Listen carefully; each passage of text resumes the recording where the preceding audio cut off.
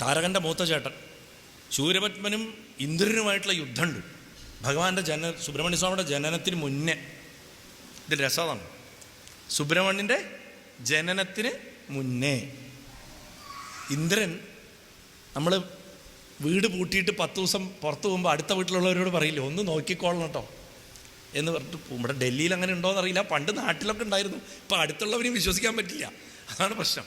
അപ്പം ഇന്ദ്രൻ പോകുന്ന സമയത്ത് ഭാര്യ ശചിയെ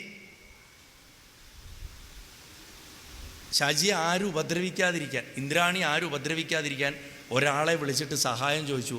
അവൾക്കൊന്ന് കാവൽ നിൽക്കുമോ, അവളെ സുരക്ഷിതമായിട്ട് ഇരുത്തുമോ, ഞാൻ യുദ്ധം കഴിഞ്ഞ് വരണവരെ ശാസ്താവിനോടാ ചോദിക്കും. ശാസ്താവിൻ്റെ ചൈതന്യത്തിന് അങ്ങനൊരു പ്രത്യേകതയുണ്ട്. ഇന്ദ്രൻ മനസ്സാണ്, മനസ്സിൻ്റെ ശക്തിയാണ് ഇന്ദ്രാണി.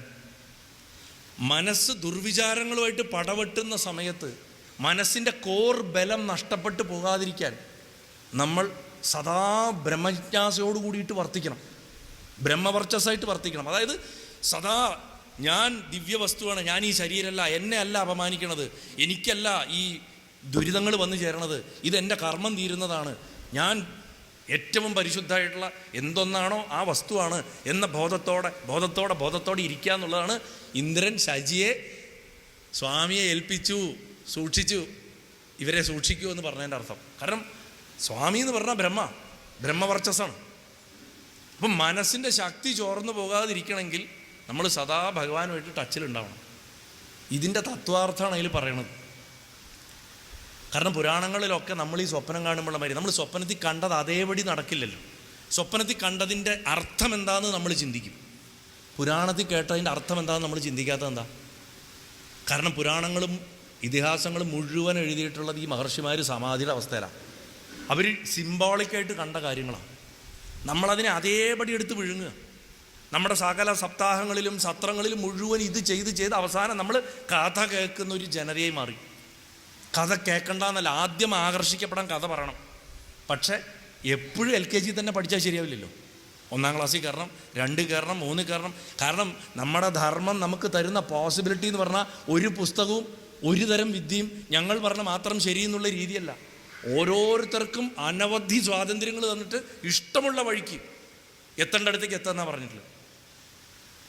അതിൻ്റെ ഏറ്റവും വലിയ ആചാര്യഭാവമാണ് ശരിക്കും പറഞ്ഞാൽ സ്വാമി. സ്വാമിയുടെ പ്രത്യേകത എന്ന് പറഞ്ഞാൽ ഹനുമാനെ പോലെയാണ്, ഡിസിപ്ലിനാണ്. ശാസ്താവ് എന്ന് പറഞ്ഞാൽ ശാസിച്ച് പഠിപ്പിക്കണവൻ, അടിച്ച് പഠിപ്പിക്കണവൻ, നല്ലത് പറഞ്ഞ് പഠിപ്പിക്കണവൻ,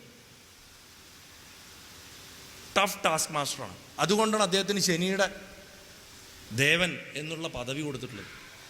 ശനി എല്ലാറ്റിലും മടിയുണ്ടാക്കി തളർത്തി നമ്മളെ ചോമ്പേരി എന്ന് പറയും നാടൻ ഭാഷയിൽ, അങ്ങനെ ആക്കി കിടത്തും, മന്ദത ഉണ്ടാക്കും. ശാസ്താവ് ചടുലതയാണ്. കാരണം 2 പുരുഷ ശക്തികളാണ്.